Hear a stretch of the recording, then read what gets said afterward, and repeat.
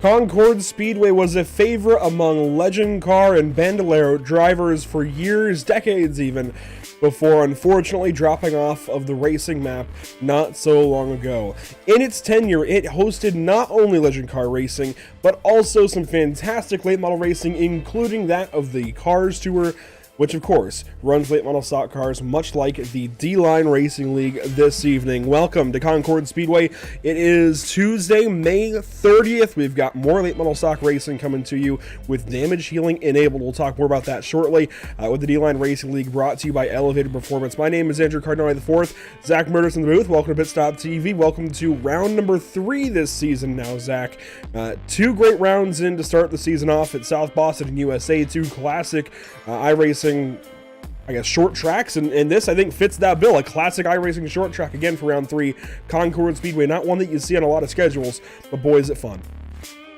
Yeah, one track that's no longer around, unfortunately. One I never really got the chance to race a legend car at, but it's still definitely one very popular track on the sim, especially right now with the DLine Racing League. It's somewhat of a mini Pocono, as some like to refer to it. All 3 corners are different in their own right, and the pit lane, obviously, I couldn't even figure out the pit lane when I first came here. It's a little wonky, but you know, it's a great track to do some really great racing. You have to take these corners really delicately and figure out how you want to try to run the line. You can enter high, cut low, and get good exits, or you can enter low and just try to see if you can get people on entry. But it's definitely a track that is one for really technical drivers, ones that know how to really get around this place. And I think we're going to see some really great racing tonight, as qualifying is about underway here right now. Qualifying is underway. Here's a quick look at point standings, though, coming into this evening. Of course, to rise, you must elevate. And rising last week was Zach Shucker, picking up a handful of positions with his couple of wins, sweeping the evening, and now being tied for second with Daniel Rowe, but of course having the tiebreaker in wins. And that tightens up really the entire top 5, top 6, because Goss is only 20 points back. Levine is only 21 back. A very tight points race at the top of the series. And Sean O'Hara, I think, has just been super consistent. Look at him, 4th place, 12 points back. The Carolina Club is certainly representing in this field for sure. Really holding out this top 5 and most of the field, actually. You got 6 in the top 10. Yeah, these guys are just super competitive, and we've seen a lot of great racing with these guys so far, and I'm eager to see how it's going to go tonight. We've definitely seen our fair share of cautions throughout the majority of this season, but I'm thinking these guys have gotten a couple of races under their belt now. They're still a fresh league, as I say that as one car goes up on the fence, 2 wheels. But these guys have gotten some races under their belt. They've been able to really get a grip on how each other race, and I think these guys may be a little more racy tonight. Let's take a look at how we've gotten here so far, what we have left to go. It's actually quite a long season for late model racing. We see 12-week races for an iRacing official series, but that doesn't include an all-star race right before week 11. So adding a 13th week kind of stretches things out just that little bit longer. And next up after Concord, you can see Hickory. It's round 4, Southern National, Mid-Ohio. Mid-Ohio is a weird one. I was going to say some quintessential short tracks for late model racing, but you throw in Mid-Ohio and everything gets a little bit wonky. But seriously, Concord, Hickory, Southern National, North Wilkesboro, all 4 in North Carolina. That is some perfect Carolina late model stock racing before we go to Martinsville on for round number 8 for July 18th, which again, a classic late model stock track, but that is at least across the border in Virginia. Then we go down to Five Flags, then up to New Hampshire, way out to Indianapolis, and then back to Nashville. So back 5 races if you include New Smyrna as the all-star race. After having some really great late model stock tracks, you have the back 5 that are all non-late model stock tracks.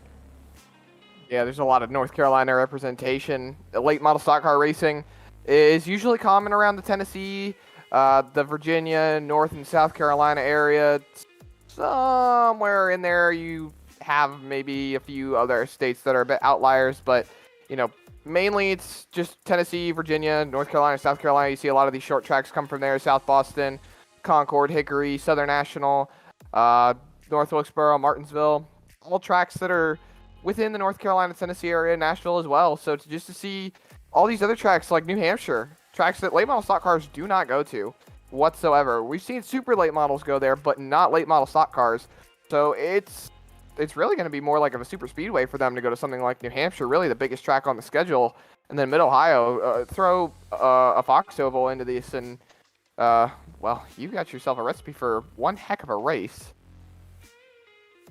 Definitely going to be an interesting one, or interesting season as a whole. June 6th, we're back in action, like I said, at Hickory Motor Speedway. So Concord, then Hickory, not far away. Southern National, just a really cool string of racetracks as qualifying wraps up for our races this evening. I mentioned that we have damage healing enabled. There's a look at your Whiplash SimCam's race details. A 30-lap heat with the top 6 invert to follow, then a 50-lap race. Now, they're both races, and we label it as heat and race because that's how it will be. That's how it'll appear on the ticker. So that at least keeps it consistent. But realistically, the 30-lap heat is race 1, and the 50-lap race is race 2. The way these are treated. So you get two chances to win a race this evening, 2 chances to get it right, and it really makes for a lot of great fun racing. There are up to 3 green white checkers in both races, and we do have damage healing enabled. I'm crossing all my words today here, Zach, but we've got a grid to go through of 17 drivers that have turned out for this race at Concord Speedway. And I mentioned the last race out at USA. I've got some fond memories from way back when of racing late models here. Of course, it was the older late model stock car, but I really enjoy late models at this racetrack. This is going to be a lot of fun this evening as we take a look at the front row of our starting grid. On pole, Brandon Webb. He's got those couple of wins from South Boston alongside the other race winner this season, Zachary Shucker, who won both races at USA 2 weeks ago. Starting from third, Brian Miller. He led practice until late in that session when David Levine, who started from fourth, tied his lap time, Zach. Crazy scenes for those two drivers. They used to race out of the same house, not so much anymore. But of course, Brian used David and his real estate expertise to get himself into a home through Berkshire Hathaway Home Services. A shout out to David there. Sean O'Hara grids up from the 5th place position. Timothy George will grid up from 6th. Starting 7th, it's Daniel Rowe. Patrick Cole will start from 8th. Addison Cook will start from 9th. And Scott Myers rounds out our top 10. A big shout out to Pat Cole, by the way, starting in the top 10 this evening outside of row 4 from Elevated Performance. Good to see him with a solid qualifying run. Absolutely, rolling into 11th, Tyler Langenberg in the 91, and one driver we have actually not seen so far this season. Spyro, the dragon. That's how you pronounce it, then. Spyro Poulos. I've not seen that name yet this season. Good to have a new driver checking in with us. I'm going to start calling him Spyro the Dragon from now on. Joseph Takia in 13th in the number 3, and Jeff Height in the 24 starting 14th. And then Jack Gunset in 15th and Kyle House in 16th. And rounding out the 17 car field is Javier Prado in the 23 car, taking that bottom lane inside line at the back of the field. And Andrew Leitzer out atop the pace car. I believe we're set to go green. We'll go green next time by. This track does check in at just under, or just around a half mile as Gunset catches up. Yes, but you see, we're going right past, and the iRacing.com pace car stays on the racetrack. Weather conditions for this race, you can see 77.7 degrees in the air. Boy, is it toasty. 100-degree track temp, a lot of laps turned in practice. You can see a lot of errors made out of turn 1.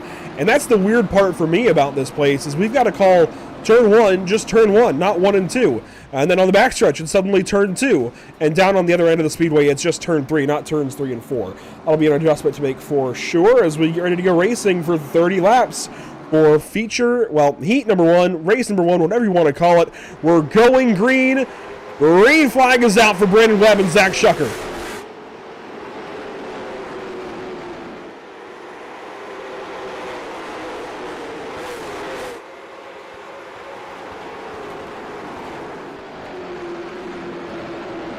And 1 lap complete. Brandon Webb across the line. Shucker and Miller fighting for second. 1 car way back there. That's Spyro, the Dragon, sitting back there in 15th spot. But everybody gets single file quick. And that's what you're going to have to do, I think, tonight. You're going to have to get single file as quickly as possible. There aren't many lines to race with here at Concord. I don't think we're going to see as much side-by-side racing as we're used to.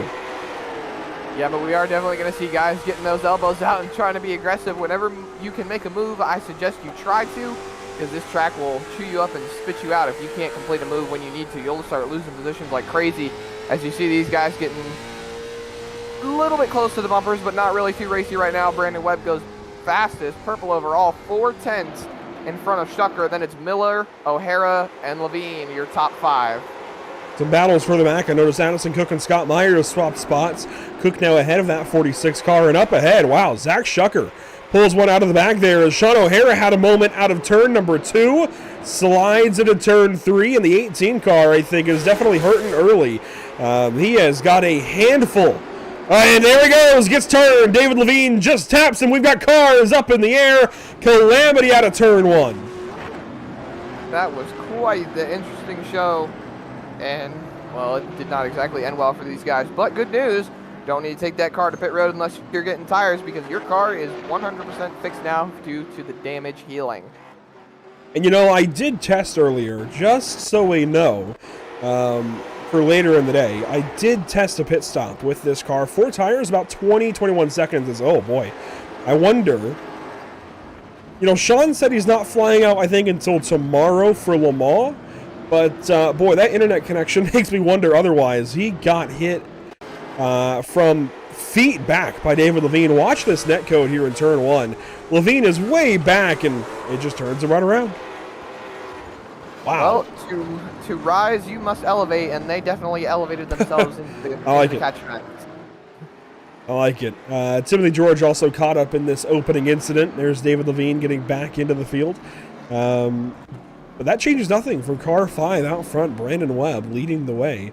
And he's been changing car numbers now, it looks like, along with changing paint schemes. He's got a classic Cheerwine number 5, and, you know, that's fitting. It coming to Concord Speedway for sure from USA last week. Levine, I will say, Levine has been sent to the rear. That's what I like about this series, actually. They do send guys to the rear, even though there was a lot of netcode there, and of course O'Hara ended up going to the rear as well, just by the crash. But David really didn't do anything wrong. It was netcode, but they're still sending somebody to the rear. That way it's more applicable when it's necessary later in the race. So I like that they're holding to that here as we get ready to go back. Green flag racing. Green silk in the air. Green once again here at Concord Speedway. And look at that. They are side by side coming out of 1.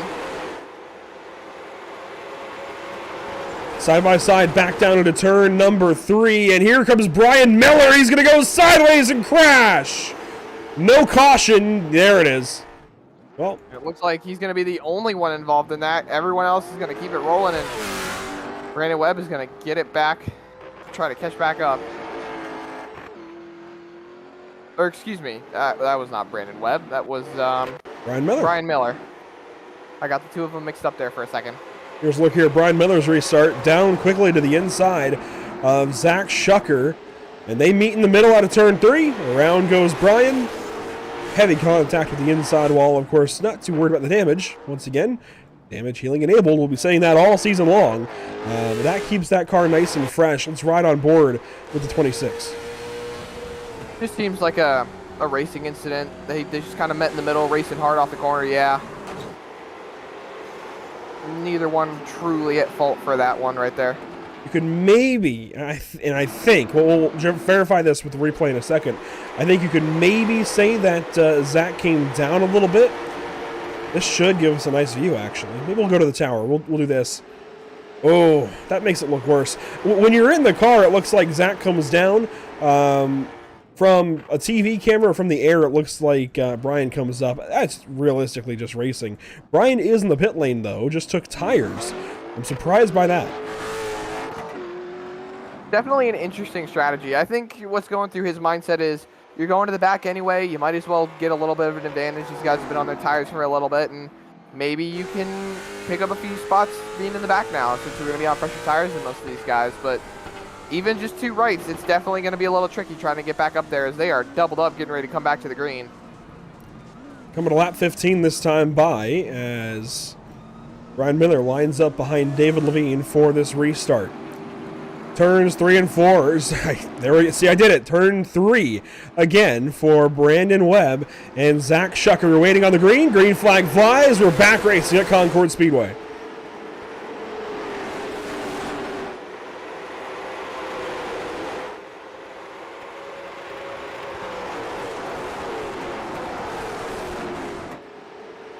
And 1 lap quickly complete. Single file out front. Sean O'Hara, though, slow in the back. Crash. Oh, man. Everybody's tangled up in that one. Well, you have the 2 Sundrop cars of Gunsit and Poulos, They're along with around on the front stretch. Joseph Tackett. And, yeah, the leaders come around as they're still trying to get going, as they finally do on the front stretch. That's how it goes sometimes, short track racing. Not a lot of room to go anywhere as we take a look at what starts all this. It looks like it starts with Joseph Tackett out of turn number 3. Up the racetrack there to Jeff Hite. Keeps going up and up and up. Comes down across O'Hara's nose. And it was on from there. Just unfortunate set of circumstances. Seems like he just pushed up a little bit in the corner and then, well, game mechanics did the rest of the work. Look on board from David Levine as he crunched himself into the outside wall to miss all of that. And hey, it worked out.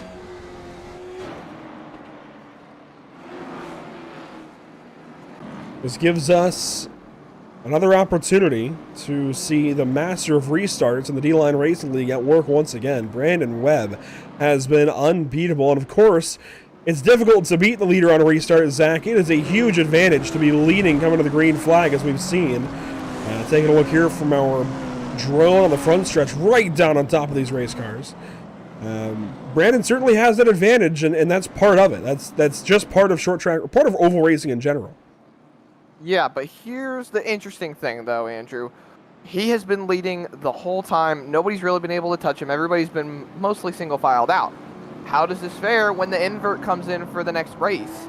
Is he going to be able to take advantage of, well, being just as quick as he is and get back up to the front?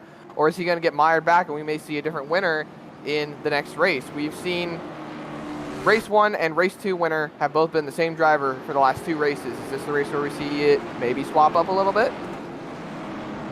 I think it very well could be.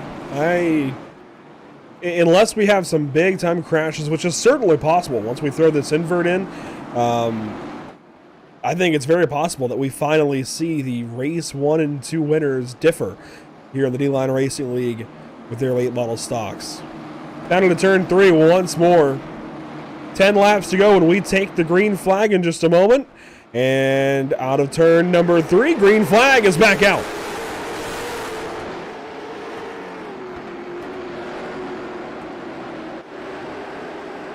Look at the whole field through turn number 2, back down to turn 3. Here is the number 2 car. Pat Cole has got something here at Concord Speedway. Fighting to the inside for second. Caution flag back out. Scott Myers, Brian Miller in the background.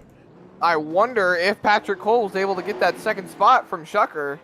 As do I. I think he did. Pat Cole just went ahead of him under yellow. Yes. Pat Cole got him. We'll check back in with that, but let's take a look at what happened here for caution.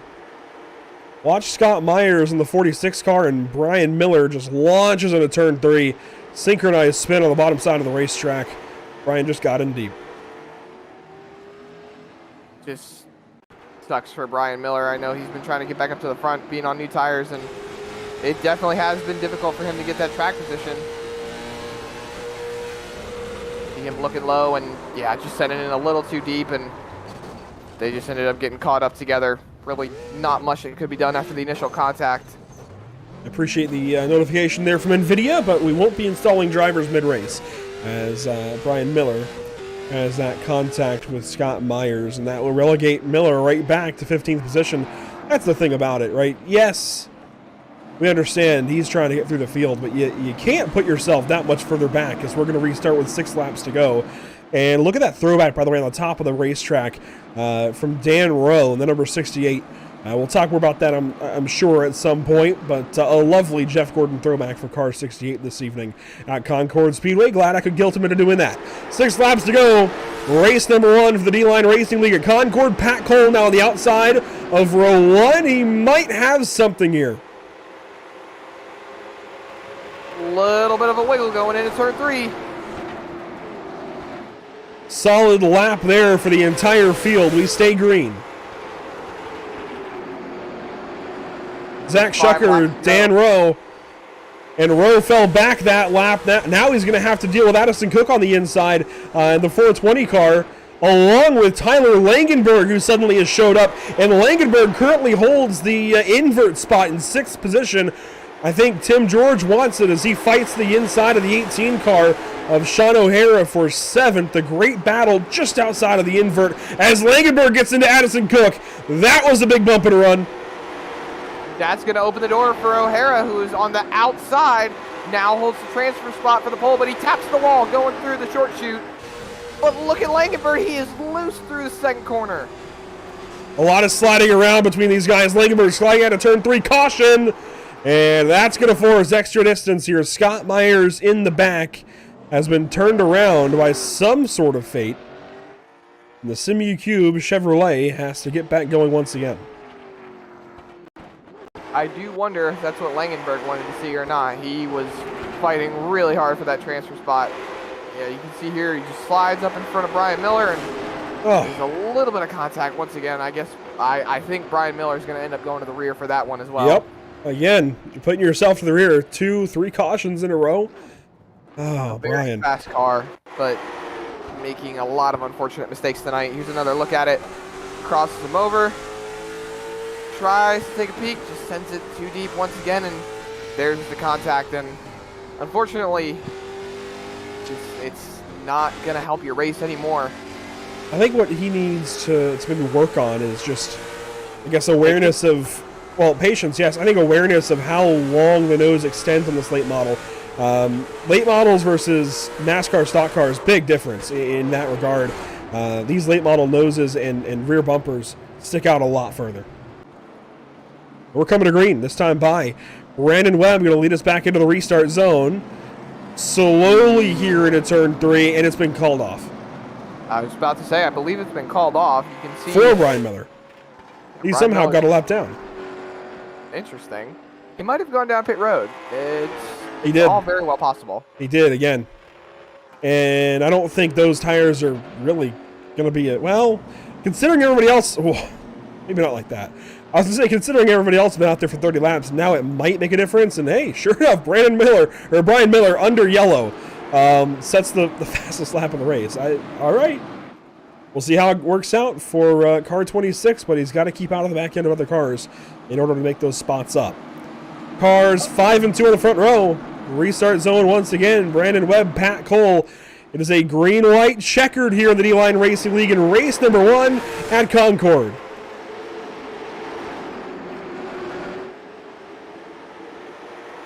Everybody trying to fight for spots down the backstretch and through turn 2 into turn 3. Caution again. What for? Oh boy. Spinner. That would be in. Well, not off of turn 3. That's not what brought the caution out. It would be the one over through turn 1. I'm not sure it was who Jack that was, Gunsett. The we'll call it the cherry sun drop or cherry. Anyways, don't tell me this is Brian Miller. Have mercy. Oh boy. I've been watching too much Full House, but the statement kind of just speaks for itself. That is a 4 of a kind. All the way down the apron, and I can understand the hustle trying to pick up some spots on the apron, but that's not the way to do it. Well, he has not been sent to the rear yet. We'll just let that one play out as it needs to. I think they do have an admin in the session. Man, I hate that for Brian. I really do. He's just trying, right? He's just trying to make up spots, but you can't keep driving through cars in order to do it. And it's not intentional, of course. It's unfortunate the way it's going. Hopefully it goes better for him in race 2. I think that's the best way we can put it. Hopefully it goes better in race number 2. As we're going to send him back into the restart zone. This is overtime restart number 2. Overtime attempt number 2. With Brandon Webb, Pat Cole on the front row. And back into the restart zone. We're now going for 38 laps. Green flag.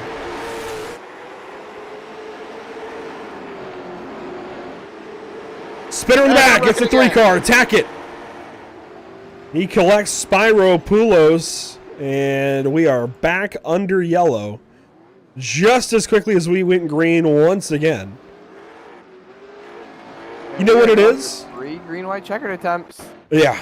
You know what I think it is, Zach? We've got the green, yellow, and red, number 15. I think they're getting confused of which one it needs to be. If it should be green flag, yellow flag, red flag, who knows?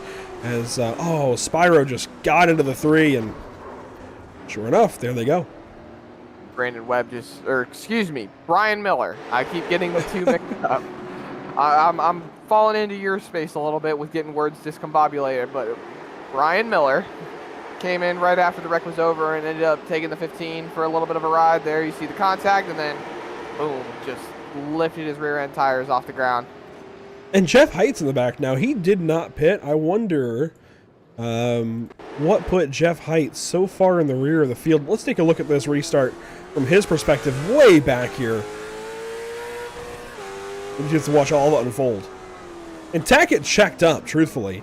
But I think that still has to... Oh, we're going green. Yeah, I see it. We are green flag back out. That happened real quick. Didn't expect that as one car gets turned around in the back. It was, I believe, Jeff Height. Yes, it was. But up front, we're racing for the win. No caution. Pat Coles backs up there in turn 3. Yellow is out, Andrew. Yellow is out. Race is over. Oh, my goodness. Austin Cook. Addison, excuse me. My goodness, I'm just not good with names. He's 6th. Yeah, he's going to take the invert, but Brandon Webb is going to take the win again. First to 3 wins. Beat Shucker there. And in all of that chaos, Brandon Webb is going to victory lane. Let's quickly run through our race results once most of the field crosses the line here. Oh, they're crashing. It's flag. Well, here's a look at them at least. I'm not sure these are going to stand. I'm not sure what will or will not be corrected. But Brandon Webb, Pat Cole, Zach Shucker, Daniel Rose, Sean O'Hara, your top 5. Addison Cook, David Levine, Tyler Langenberg, Tim George, and Scott Myers, your top 10. That means Addison Cook should lead us to the green for race number 2. But now, Zach, we got to take a look back at what in the world just happened on that restart. Well, just as good as mine at the moment. Taking a look going through turn 1. Oh, there it is. Jeff Height goes around. Yeah. Looks like contact with Zackett. We'll take a look at it for Jeffrey Height. Old Jeff in the Darrell Waltrip throwback here. Oh, yeah, Tackett just ran him over. It's unfortunately a theme we're seeing down there in the turn 1 restarts. I think these guys need to pack up a little more and get more spread out by being caught sleeping on the restarts, because what we're seeing is an accordion effect, and this will show it, Zach. A few of these guys are laying back, and I mean, they're just trying to get a good restart, but these guys are laying back, and it's accordioning in turn 1, and we keep seeing the same thing happen with the same drivers in the same spots. Yeah, it's just an unfortunate turn of events, and it doesn't help a lot of these guys that want to be fast, that want to be competitive, but at the same time, nothing's going to be able to happen if you're just laying back and running over the driver in front of you to pick up a spot. You're just going to keep bringing out cautions, and it's just not going to help your race one bit. Let's check out the restart for the leaders up front, though, because Brandon Webb got a good one once again. And look at Pat Cole. He hangs on to P2. Zach Shucker, Dan Rowe. Really solid runs out of those guys. I know it came down to just restart games at the end, but still, it worked out nicely for those guys that it worked out nicely for. So points are certainly points at the end of the day when it's all said and done, and I think that's what a lot of these guys are going to take away from race number 1. You can see these guys now on track for warm-up. Zach, let's bring in our race 1 winner. We've gotten used to talking to this guy, although we didn't talk to him much last week, I don't think, at USA. Brandon Webb with another win this season puts it in victory lane for race number 1 this evening. Zach, here is your race 1 winner. Yeah, Brandon Webb was doing it in dominating fashion. Obviously, didn't get to turn a lot of green flag laps with the caution, but Brandon, you took home P1 for the first race. You're going to start P6 for the next one. Do you think you're going to be able to do a good amount of overtaking from the 6th place position? Yeah, I hope so. It's always really tough to pass here. It's super tight. I think a lot of it just it's going to depend on how many green flag laps we get. In practice, the tires were not holding up very well on the long run. So hopefully we can, use strategy to our advantage and maybe work our way up to the front. But super hard to pass here, and some really big cars around us. Absolutely, you're going to be starting on the outside, so you're going to have a bit of a disadvantage on the restarts, and it may not work out in your favor too well on the start, but I know you're fast enough to get it done. Just kind of walk us through how the first race went for you, really. Well, it seemed like that first run, I'm sure it probably didn't seem like much to the average viewer, but, that first 5 or 6 laps was good, and it seemed like, we were able to kind of get in a little bit of a rhythm, and then it was just cautions breed cautions after that. So it was playing around a little bit with the restart zone, learning a few things there to hopefully help me out in the future. Hopefully we don't have to use it too much though. But then just maintaining pace and trying to manage the gap of the cars around us. Absolutely. Well, you did an amazing job holding on to that win in the first race, and I wish you the best of luck rolling forward in the next one. Thank you. Going to talk to Brandon there after another race win. And Zach, warm up on track. We've been watching these guys fly through turn 3 a little bit. Here's the fastest car in the session, Tim George. What do you make of what we have coming up here for race number 2? Chaos. Utter chaos. These guys, they really turned it up in the first race. And, well, when I say turned it up, I mean turned up the caution count. So maybe we can keep that down to a minimum for these longer green flag runs, especially since we've got more laps to turn in the second race. But Patrick Cole goes purple with a 15.9, and that's probably one of the fastest laps we've seen all night. And he's got a piece this evening. I mean, he's impressive in car 2, and we saw kind of a slow start at Sobo for him. And then really, he backed out, I think, early in the race last week. Didn't see much last week either at USA, but, I mean, Patrick is showing up tonight at Concord. Clearly, he's got this place figured out. Yeah, these guys definitely know what they're doing. I mean, Patrick Cole, he is starting P5 for the feature race, well, second race. But, it's going to be interesting to see how he's going to be able to tackle it. He's starting on the inside. He's got really the preferred line around this track, so he may be able to move up from 5th into maybe 4th or maybe even 3rd on the initial start of the race, as the warm-up seems to be wrapping up here in just a few seconds, and we're getting ready to go green for race number 2. That we are, and a big shout out as always to Elevated Performance, and wow, Addison Cook right there at the end goes quicker at the end of warm up. A solid lap time there, beating up Pat Cole by 6/1000ths of a second. But a big shout out, as I was mentioning, of course, to Elevated Performance and everybody over there. This is the season we've got, thanks to them. A really solid set of racetracks. Of course, Concord only halfway over this evening. We've still got plenty of racing left tonight, but then Hickory next week. Right down the road for some of us. I know David and myself, I think, are the closest of the bunch to Hickory, but I mean, very much a home track for many of these drivers in this series, along with Concord. We've got some that are closer to Hickory, some that are closer to Concord, but I think between the two, definitely these 2 weeks are kind of home races for most of the group. Absolutely. I mean, rolling into Hickory next week, that's more or less... actually, no. I'm going to say Southern National is more or less my home track, because it's only about 50 minutes from my house. Hickory is about almost a 3-hour drive for me. Southern National is a lot closer. North Wilkesboro is a lot closer as well. Even Martinsville is pretty close to me. But it's definitely a lot of home tracks for a lot of these guys. But I think it's time to roll through our starting lineup before we take the green flag. That it is. How keen you are on this one. Addison Cook will lead us to the green flag this evening for race number 2. Sean O'Hara from the outside of row 1. Starting third here in our second of 2 races will be Dan Rowe in car 68, alongside Zach Shucker, who's got a head start on now the winningest driver in the series, Brandon Webb, who will grid up from the 6th place on the outside of Patrick Cole. Starting from 7th, it is David Levine, who just missed out on that oh-so-important invert. Alongside him, that's Tyler Langenberg in car 91.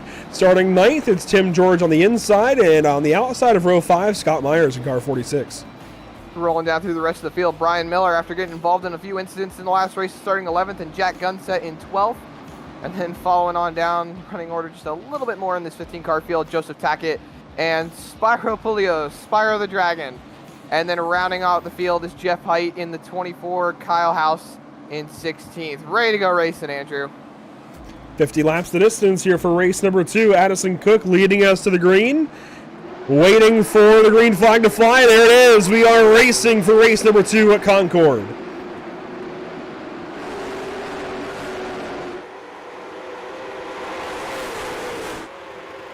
And down to the turn 3, Dan Rowe making quick work, maybe. He slides back in turn 3, gives the second spot back to Sean O'Hara, who clears him in turn 1, and is going to set his sights on Addison Cook out front, while Patrick Cole slips up a little bit in turn 1 and gives some time to Brandon Webb. They still fight into turn 3. O'Hara got really, really squirrely on the first lap going through turn 1. He gave him a lot of time, but he was able to hold it down in second place as Brandon Webb takes over that 5th spot from Patrick Cole, and there's O'Hara with big yellows on the track. Addison Cook was all over the place, nearly lost the lead as we took the yellow. Jeff Height around in the back, I believe, with help from Spyro Pulos, maybe.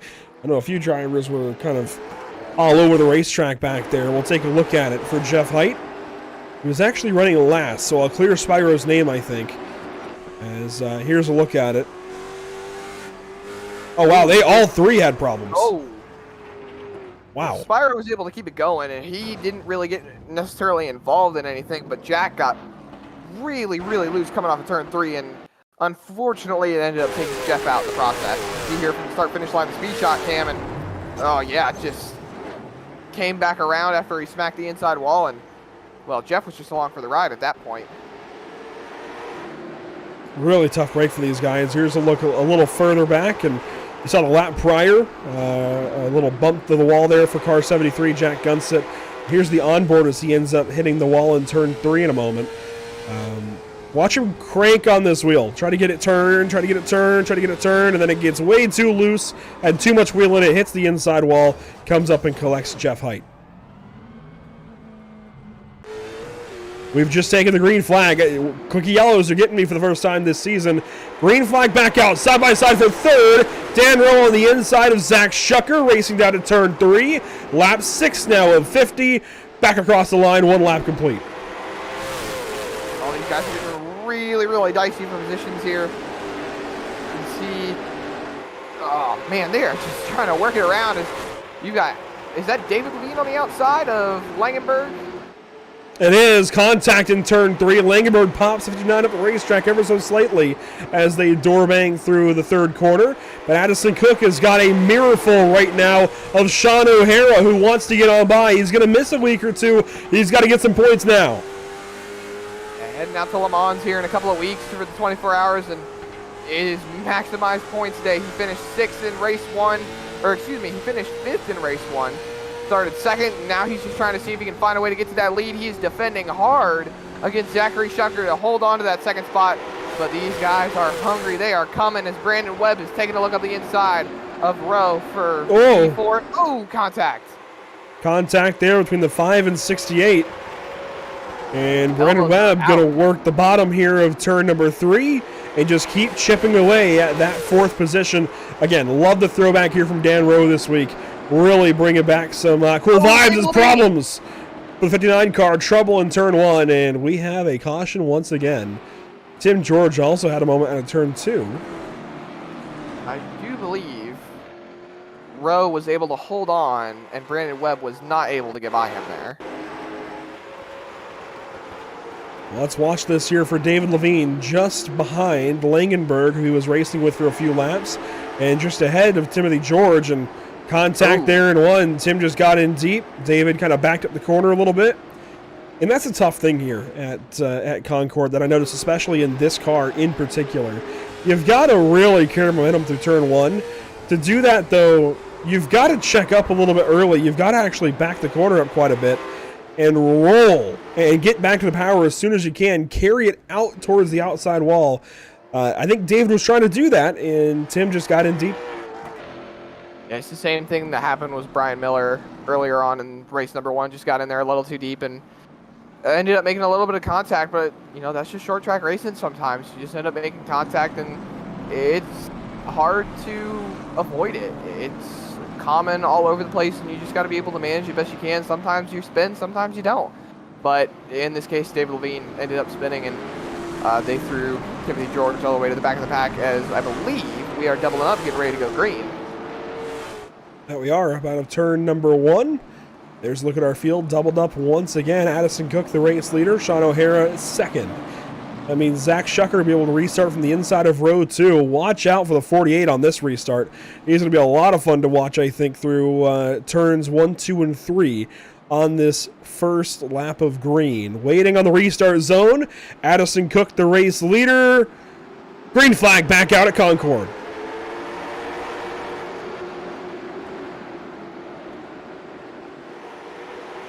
Watch the 48 out of turn 3. Zach Shucker might lunge in towards the 18 of O'Hara.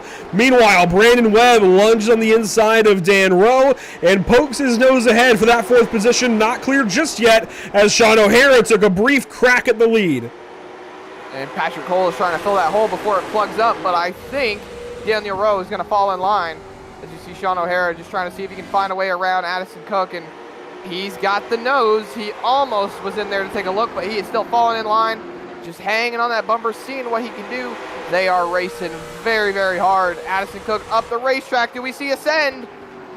No, not yet, but he might get the run coming off 3. A lot of respect here from these guys up front. Addison Cook still leading. Oh, I say that, and famous last words, we're wadding up the whole front of the field. No, well, there's the caution. Oh, man. Does that put Brandon Webb to the lead? I think Shucker went on through. So far, it looks like Zach Shucker is the race leader. Addison Cook looks like will line up second. Brandon Webb third, but that could change here in a moment. Looks like it'll stay.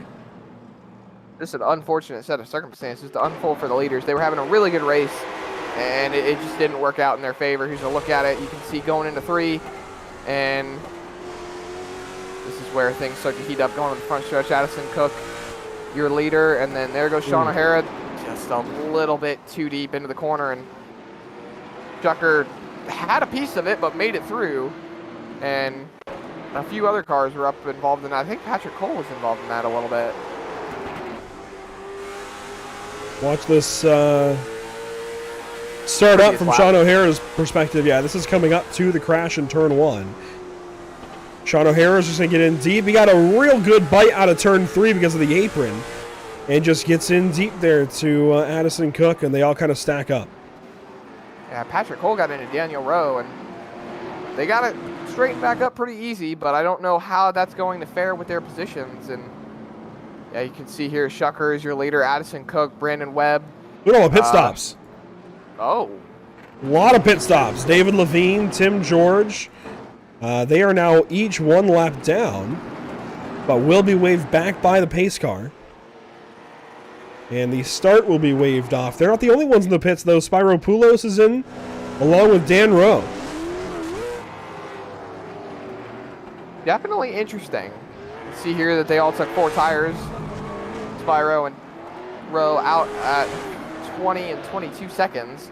So about what you were testing at, Andrew. You said you had a 21-second stop when you tested here earlier before the race started. So these guys are going to go 1 lap down. They're going to get their laps back, obviously.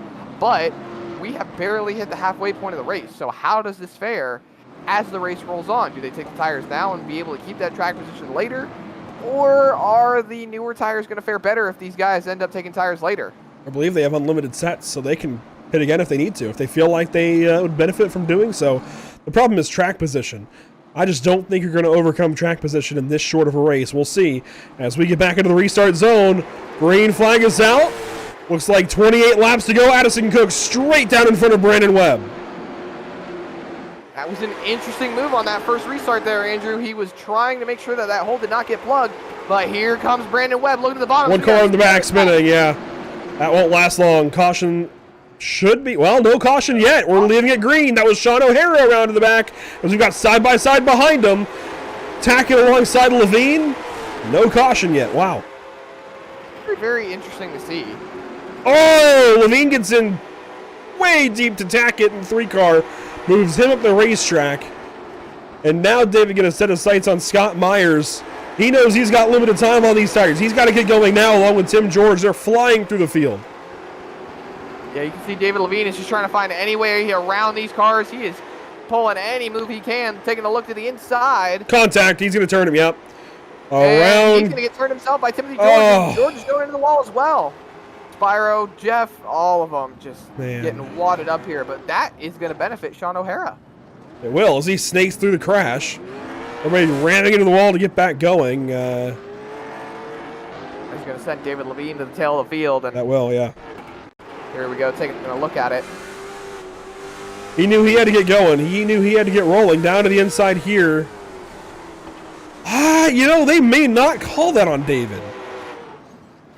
I mean, let's look at this from a racer's perspective. If you're the car on the outside, if you're Myers, in reality, you believe that is your corner, you're entitled to it. He was only at the quarter panel, barely alongside, and I mean, in your own right, you feel like you have the right to the corner. And in defense of David Levine, though, he was trying to take a look up the inside. He was the faster car on fresher tires. It might Slow have been this down.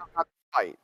I mean, he's well tough. in there. He's up to the tire. He's At the tire before Myers starts his turn in.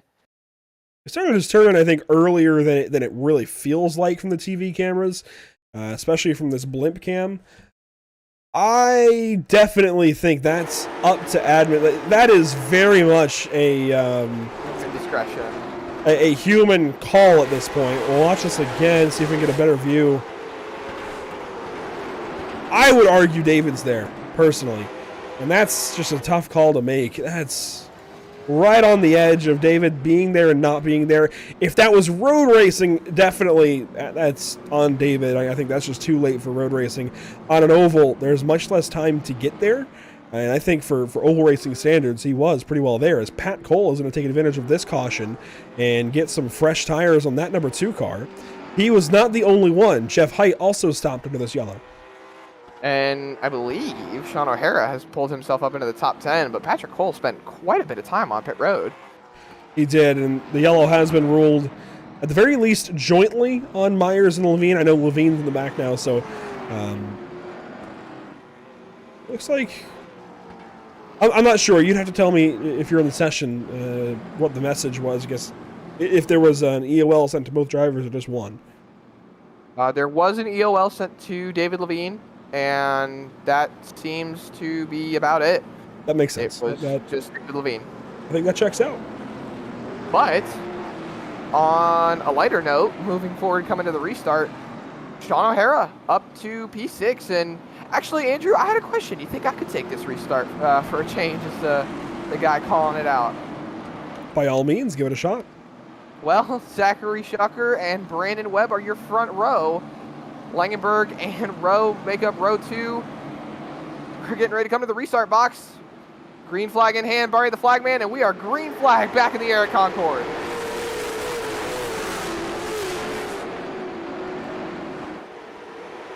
Shucker with a good jump. Brandon Webb in second, but look at Daniel Rowe trying to see what he can do with that 3rd spot, and Sean O'Hara has cleared for the 5th spot. They are still side by side. Contact. Langenberg into Rowe out of turn 3.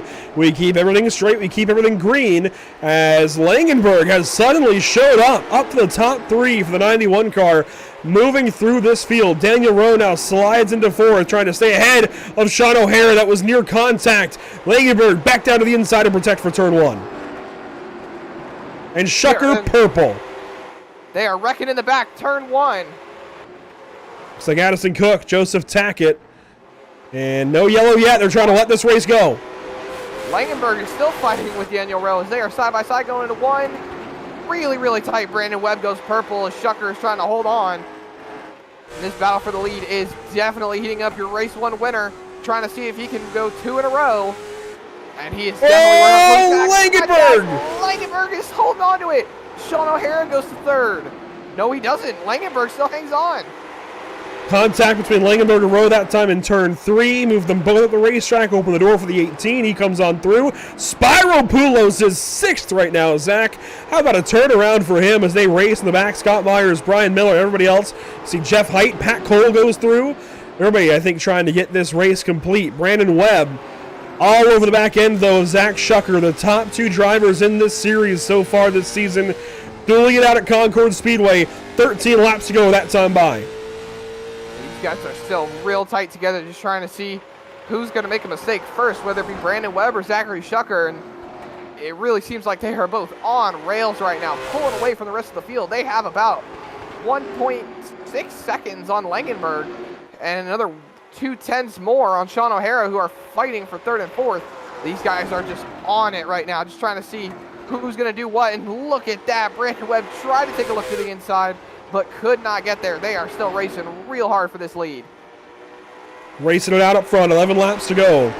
Daniel Rowe, meanwhile, all over Sean O'Hara for the 4th position. Further back, Tim George has finally gotten by Spyropoulos. Brian Miller now sets his sights on the 15 car. And David Levine slides in behind Pat Cole and in front of Scott Myers. Seems like this race has kind of calmed down a little bit. And Brandon Webb must have had a slip-up, Zach, because he has fallen back. And it looks like Shucker's pulling away. We might have our first split night. Don't count out Brandon Webb just yet. Maybe he backed off a little bit, trying to hang on to these tires. You can see how much Zachary Shucker is pushing that car, just trying to see if he can pull that gap a little more. You can see the shallower entry that Webb takes going into the corner, but he's able to pull it back easily going through center and coming off. And these guys are still hugged together real tight. Brandon Webb has closed about 2/10 over the last couple of laps. Look at that entry going into 3. He closed about another 10th right there. He's really good on entry. These 2 guys are good in different parts of the corner, in each corner. At turn 2, what we'll call that, I guess, a draw. It's wide open in this car. But turns 1 and 3, very different for these 2 drivers. Webb drives in deeper and still gains on Shucker, I feel like, who's much better on corner exit as these guys go at it once again. 6 laps to go that time by, and they are closing in on Joseph Tackett ever so slowly. They might get there before the end of this race as, Brandon got so close that time through turn 3. 5 laps to go for the 48 and 5. It has to be so terrible leading this race right now for Shucker. You've got to pull defensive going through turn 2 because that's one of the easiest spots to gain. But at the same time, if you don't go defensive, you're going to give up time, but you still give up time regardless. So it's easy to follow that leader and just be able to find the line where he's gonna, make a mistake. And it's just so easy to close that gap, but it's walked back out to about 3/10. So Webb might have to try a little bit harder to get that spot back as we're coming up on 3 to go, but lap traffic might play a factor here. 3 laps to go that time by. We're going to let the field go on through here before we take 2 to go. Spyropoulos on the outside. Levine goes on through. That is good for 8th position. There goes Addison Cook. He's loose. There goes Jack Gunset. There's Joseph Tackett right in front of the race leader. Slams the outside wall. 2 laps to go. Zach Shucker's got to find a way by this 3 car or it's going to hold him up. It's definitely going to try to play. We might get a yellow. 1 car spun. That was Scott Myers. And Shucker returns the 3. Webb goes in. Will they let it go? White flag, no, yellow. And Shucker's on his lid. Wow. Gonna have to tow. That he is. Yeah, he's stuck. And that takes, might get a flip around. Tim's trying to help him. That's not gonna work in his favor. I don't think it is. What in the world? We nearly had this race sorted out. It might work. Oh, he's trying. He's definitely trying. David's going to come in and help. And yes, we tip him back over. And now the admins can sort this out and get Shucker back in this race as he tries to get going. Oh, boy. Oh, boy. Oh, boy. Austin Powers, anybody? Well, we'll let them handle that and just go back and look at what in the world just happened. This is a lap prior as they were catching the slow car of Tackett, who pounded the wall there. 2 to go right here at the line. Coming to take the white next time by. Yes, this is 2 to go down the backstretch. Through turn 2 and into turn 3. Myers spun on the bottom. And man. Tackett with contact, and then Brandon Webb. White flag is already out, and then Hardy, the flag man, throws the caution. And there goes Shucker on his lid. Netcode more with Timothy George. And, well, just chaos ensues. And of course, if you're familiar with NASCAR rules, usually once the white is displayed, that's the end of the race. That's not the case on iRacing because they did not get to the white flag lap. They didn't cross the line, so scoring doesn't consider that lap begun. Tackett needed to give a wider berth. At the same time, Shucker, man, I don't know that I can fault Zach even. Yeah, I don't think you're going to have to because Zach is getting his spot back. Yeah, I'm going to be honest, and these guys are road guys. They're going to want the kind of blue flag thing here. Tackett comes down the racetrack, comes down the racetrack again, right in front of Shucker. Really gets himself turned off the nose of the race leader, and everything devolves into chaos. Brandon Webb in the wall. Here comes Langenberg. Launches the 48 skyward. Oh, my goodness. Well, if I was Shucker, I would send a big thank you to Timothy George because if he didn't get him flipped over, he would not be getting his spot back. He would have had to have towed to the pit lane. That or we'd be waiting a long time under yellow to get him back in this race. Well, we'll be restarting on lap 55 through all of that. I think in the end that was the right thing to do. Let these guys race it out. The unfortunate part is I think Brandon was going to have a much better chance racing it out than he will on this restart. And of course, restarting on the bottom gives such an advantage to Shucker. It's going to be tough for Brandon off the top side to have anything for him. We'll see how it works out. 2 laps to go. Overtime number 1 here in race number 2. Green flag flies. Langenberg, a great restart. Down on the inside of Brandon Webb. But Webb clears him. He's got something here, Zach. Yeah, Shucker had a really good jump, but Brandon Webb is still really close. Right on the bumper, but then we got spinners in 3. That's David Levine. But they took the white flag. We're going to have a race. White flag in the air presented by Whiplash Sim Cams. This race is official somehow, some way. Brandon Webb hounding Zach Shucker. Is he going to use the bump and run? Langenberg sends it in.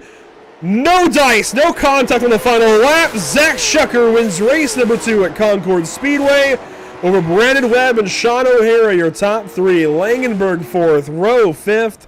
And what a win for Zach Shucker, who gets turned after the checkers. Oh, my goodness. What a race. Definitely one for the record books. A split night for winners and getting your car flipped around. And, well, it looks like his right front tire is disconnected. The damage healing gets turned off. I think he's trying to get the burnout going. As here he comes down to the front of the stretch to do some burnouts. Brandon Webb going with him. Having some fun for sure as well, as these guys just celebrate after a job well done for sure. And love this burnout drone we've got on the front stretch. Oh! That'll do it. That was a surprise. That it was. That was a bit of a jump scare. Tyler Langenberg coming in, sending the 48 around. But Zach Shucker to victory lane doing some burnouts here at Concord Speedway. Well deserved. And Zach, I think that officially is the most chaotic race we've seen with late model stock cars. At least most chaotic finish we've ever seen. Absolutely, and it's I got no words, Andrew. Honestly, this race was insane. Just from this drop of the green flag. Here's a look back at the final restart. Shucker over Webb. Langenberg was there for a moment, but just couldn't stay there. And then he raced out with Sean O'Hara as the 59 got turned around. David Levine in the back. That's what I want to go back and look at. What happened in turn 3 to David Levine? I am oh so curious. Here's the restart. Got tagged by Pat Cole. It looks like maybe in turn 1. Maybe again in turn 3. Yeah, I think so. Yep, right there. Just unfortunate for David Levine. That's just racing on a green-white checker. But here's my thing. This is a caution not thrown so quickly. I would have assumed that iRacing... These are admin yellows. These are admin yellows, as David's mentioned before. Admin yellows, so they have the option to throw the yellow right away or not. And in this case, with the yellows we've seen this evening, I guarantee you they just wanted to get the race in. Once we have a slew of yellows, these guys like to just race. And I admire that. I really do. As Yeah, David just wanted to get the race in. Everybody wanted to get the race in, and they did exactly that. Unfortunate for David, of course, that he ends up biting the dust, but that's how it goes. Let's take a look at our unofficial race results. Zach Shecker, of course, with the win here in race 2 over Brandon Webb and Sean O'Hara, your top 3, Zach. Yeah, chaos right as we took the white flag initially.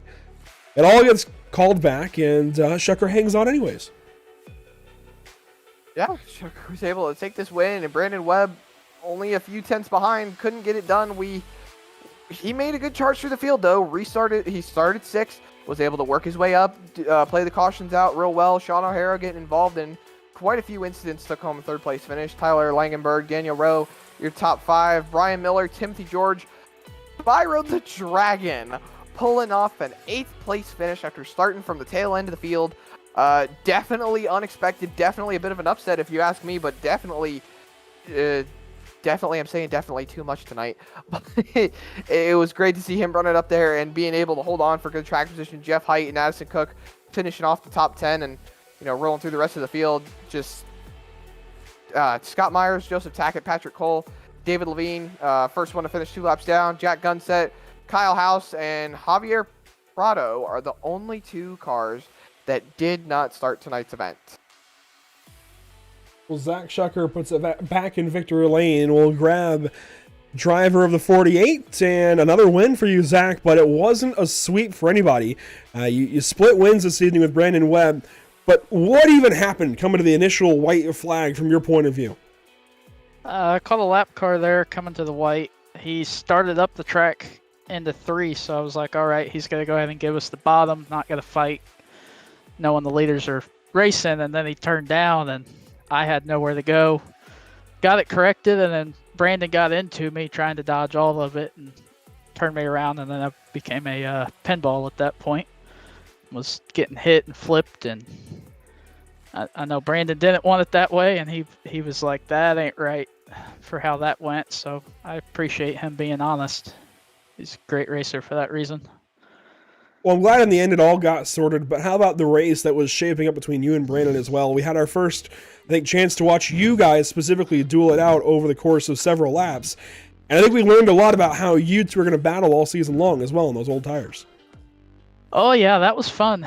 He was driving in a lot deeper today than I do, which is opposite of pretty much everywhere else we go. Normally, he's a little bit earlier on the brakes and floats a little more entry speed, and today it was the opposite, and I was watching him behind me drive down in there, get close to the bumper, but he couldn't quite get the exit, and I was just hoping he couldn't get there to give me the bumper, but I was trying to be mindful of that and carry a little bit more center speed than I wanted to at times, just to make sure he couldn't move me, because it is short track racing after all.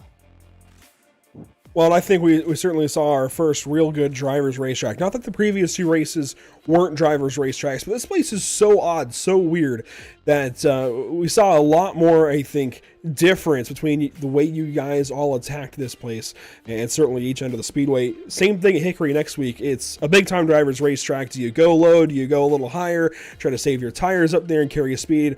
Do you have any experience with the late model stock car there? What are you looking for Hickory next week? Have not turned a single lap there yet. I probably should practice, but we'll see how it goes. No, if it was open setup, I'd be a little happier, but everybody's working with the same thing, so it kind of allows you to manipulate how you drive to make the car do what you want a little better, which is great from a driver's aspect. Certainly has made it a lot of fun so far with you guys this season. Zach, congratulations, 35 laps led. You hung on to the race win through everything that happened, and it certainly make it a lot more fun between you and Brandon splitting wins this evening. We'll see you guys next week at Hickory. Thank you, guys. Looking forward to it. Zach Shecker with a win here to close off the night. Zach, and suddenly you're speaking with Brandon Webb for the second time tonight. Yeah, definitely expected you to be speaking with him tonight. Expected him to be in victory lane for the second time, but our first split night with Brandon Webb winning in race 1, but finishing second in race 2. Just kind of tell us how things went for you and how you were able to get up from 6th to 2nd.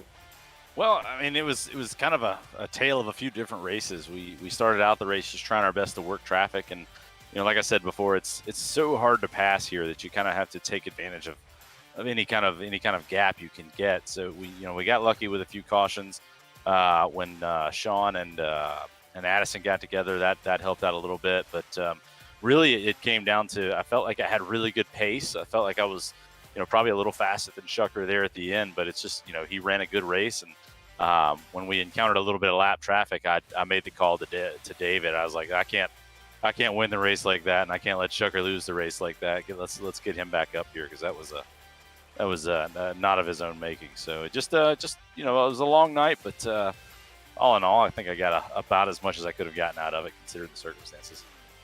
Well, definitely a sportsmanship moment right there, trying to make sure that everyone had a fair shot to be able to compete for a win in that race, and you were definitely one of the more competitive cars in that race. Just kind of tell us, how did tires fare? I know you kind of backed off a little bit here and there on that last late run, just trying to see what you could do. You were really solid on entry into the corners, and Shucker had you a little bit better on exits, but you were still able to hang on to those tires, especially with diving into the corners so much. Just kind of tell us how things really worked out in that aspect of your race. Yeah, I felt like we caught the cautions just right. I didn't see a ton of fall off, and it was one of those deals where I knew I was significantly better on entry than Shucker was, but he was a little better on exit, except for about one out of every 4 or 5 turns I would have a little bit better exit. So it was just a lot of me playing the accordion game of trying to figure out the right gap for that, and just never found quite the right opportunity. I had a couple opportunities to put a little bit of a bumper to him, but I try not to race like that. I wouldn't want to be moved myself. Well, it's definitely understandable. You did a really great job tonight. You finished second tonight in the second race, and you still won. You're walking away with a win in the first race, so that's definitely a solid points day for you. And I wish you the best of luck in the next race. You definitely did a great job tonight. Yeah, I appreciate it. We'll take what we can get on this, and want to say a quick thank you to Pit Stop TV and all the guys here in our racing league here. It's a good group of guys. We're kind of growing together and learning a lot as we go. But I appreciate everything that you guys do to get our name out there for us. Well, we appreciate you guys putting on some great racing for us, and congratulations once again on the second place finish. Thanks, guys.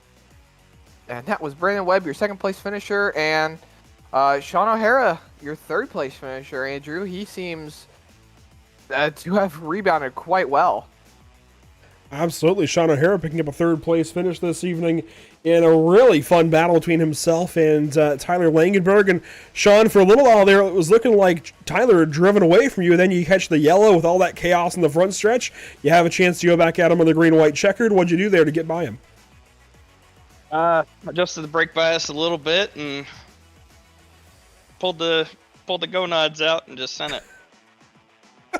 That's yeah, that works. And hey, it got you by the 91 car for sure. You're gonna miss a week or two. Is it 1 week or 2 weeks gonna be missing here? I'm gonna miss 1 week because I'll be in old France for that one, so I'll miss Hickory. Certainly a pretty good excuse to miss a race here, but then you're coming right back for, I believe it is Southern National, which is a big-time mixing bowl. How do you go from a place like this, have a week off, everything you do in the real world, working on prototypes, and then come back and rough it up with these guys on a Tuesday for Southern National, try to get all the points and come back and fight with these guys for a championship? How do you go through all that? One, try to recover as much as I can when I get on the flight coming back home, but A lot of Pedialyte. yeah, a lot of Pedialyte and a lot of sleep on the way back and everything. Hopefully we do pretty good there, and puts me in a really good mood to come back and run with the fellas. And Should help out. And how about the brake bias adjustment you mentioned? Of course, a lot of you guys work on race cars in real life, some more so than others. You've got a big-time engineering mind. What are you going for, I guess, with the brake bias that maybe some of these guys won't realize? For me, I was trying to move it backwards to try to get the car to rotate more for the center of the corner, because I am pretty hard on the right front, if not. So I was trying to make it a little bit looser entry to help my drive off, to try to get the run that I needed for some of these passes. There you go. Not a ton of brake to use here at Concord, but the brake that Sean was using, he moved it to the back. got a good launch and drove away from the 91 car. Sean, congratulations. P3 tonight. I'm sure we'll be talking to you a lot more this season. We'll look out for you at Lacama, North Carolina for Southern National. Thank you very much. I hope to be there. Sean O'Hara with another solid week of racing in the D-Line Racing League. We'll see him again at Southern National, it sounds like, for round 5 on June 20th in a few weeks' time. But a lot of fun, Zach. Really, really enjoyed this round. I know it was chaos. I know, especially coming to the white flag. That was one of the most fun, but also most chaotic and most painful in some way moments. I was pained for Zach Shucker and Brandon Webb. I thought they lost their chance to race for the win. Thankfully, they got that chance back. Looking back on it, that was just a lot of fun to watch unfold. I mean, that was just crazy. There's no way we could have expected that. Yeah, it was definitely really interesting to see how that race unfolded there at the end. And, you know, I'm just happy they just decided to be really good sports about it and let each other still try to race it out equally. And hopefully he's still watching. I wanted to say it, but I didn't want to interrupt your interview with Sean O'Hara, but I do want to wish him the best of luck with his team and his endeavors this week, or not this week, rolling into Le Mans. A lot of tough competition, and, you know, it's definitely one of the biggest races of the year, and I do wish him the best of luck. But, you know, getting back on topic, the schedule moving forward, we got Hickory rolling in next week. You and I were talking about it, just kind of sitting in, one of us at least. We were talking about this before we went on air, maybe coming in, one of us being a little in-race reporter. We did get that Pit Stop TV late model, courtesy of you. You painted it, and, you know, maybe Hickory, it's a great track. Really put me on the spot. Hey, I mean, you've done some good paints. You painted my car's eSport Tour not too long ago, and, you know, even Mark Martin was saying great things about it. So, you know, that paint looks great. So, I'm just saying, like, maybe one of us sitting in as an in-race reporter for Hickory, it would be great. You know, I mean, I'm a little fancy behind the wheel myself, especially since after David, Hickory, Zach, if you're listening, what this means is we've got a broadcaster itching to go racing. So, yeah, I think we'll get that. Especially since you're going to lose me for Southern National. I'm going to be over at Charlotte Motor Speedway for the summer shootout. Yeah, good point. Well, maybe we'll have to sort something out here. I'm sure we'll get talking with David and Zach in the week to come ahead of Hickory Motor Speedway next week, and maybe a little bit of a broadcaster challenge. But Zach, I will say thank you for being here for the Elevated Performance D-Line Racing League. It's been a lot of fun so far this season. Really have enjoyed things. We have Hickory to look forward to next up. Before we get to Hickory next week, let's take a look at all of our upcoming broadcasts here on the channel. Beginning, of course, with this Thursday evening, one of the coolest races I think we'll do in all of June. And I know we have a lot of cool races coming up, including these guys going to Mid-Ohio in June. But hear me out. June 1st, we're going straight for the jugular as far as cool racing. Monza combined with no chicanes with Porsche Cup cars. Guys from D-Line, if you're still listening, you got to make sure to tune in Thursday, 8:30 Eastern for the North American Racing League. Porsche Cup cars, 2 separate races, a 30-minute AM race, a 50-minute Pro-Am race on Monza combined with the oval, the full oval at Monza with no chicanes. It's going to be one heck of a round. I really have no clue what to expect. Usually I have an idea at least. Like with Rudskogen last week up in Norway, I had a kind of idea. It was a bit like a karting track. It was real small and tight, a lot of elevation changes. I have no clue what to expect, Zach, for Monza this week. A complete open book, in my opinion. Basically, Super Speedway combined with road course. Yeah. So it's like you think that it's going to be fine, right? Because it's Monza. You got the turn 1 chicane, then you got the chicane rolling after the big wide sweeping corner. But no, you just told me no chicanes. So no turn 1 chicane, no second chicane. You roll through the next couple of corners. You roll through, what is it, Mirabeau? That's not the right name for that chicane on the backstretch. But you roll through that chicane. Ascari, thank you. It is Ascari. Then you roll through what you would think would be the end of the track. But no, because that's how they used to do it in the day. They'd split the front stretch. Half of it is technically the front stretch with the actual start-finish line. And then the other half takes you into what was the old track with the big oval. So that's going to be where guys are going to gain a lot of time because they're going to be drafting up on each other, just taking advantage of that and rolling through those wide, sweeping, really, really high bank corners. I think it's a lot steeper than Talladega, too. Something like 36 degrees, I think, maybe even more. Might even be closer to 40, but I think you got Monaco on the brain with Maribor or anyways, yeah, it's gonna be a lot of fun at Monza. We still have, of course, Curva Grande. You can't take that out. You can't take the Lesmos out or Ascari. And we're just getting rid of that first chicane, as you mentioned, and the Variante della Roggia before the Lesmos, and then adding the oval. It's gonna be a lot of fun. I really am looking forward to it. Just so much time on throttle for those Porsche Cup cars means we're really gonna have an interesting round. There's no fuel saving, I think, to be had, aside from in the draft, little bits here and there. But the closing rates, I think, are going to be pretty impressive. And I'm very much excited for it. We can't understate, though, Road America for the SimPit Radical Series June 4th as they continue on towards their championship, which will be at Brazil on June 11th. And, of course, Tuesday evening, we come around to Hickory Motor Speedway with the D-Line Racing League, brought to you by Elevated Performance. That'll do it for us this evening. Of course, make sure to follow along on social media, Facebook, Instagram, Twitter, Twitch, YouTube, and Kick, the whole lot of them. We will see you all next time from Hickory Motor Speedway here for the D-Line Racing League. But please make sure to tune in Thursday evening, Monza combined with the North American Racing League. That is set to be one of the wildest road races we ever see here on Pit Stop TV, and we are oh so excited for it. A big thank you again to Elevated Performance and all who make it happen for us behind the scenes here. Look down below on the screen in audio, ATVO, Whiplash Media, SimCams, OBS, and iRacing.com. For myself, Andrew Cardinale IV, and Zach Murtis alongside, thank you. Good night. We'll see you next time.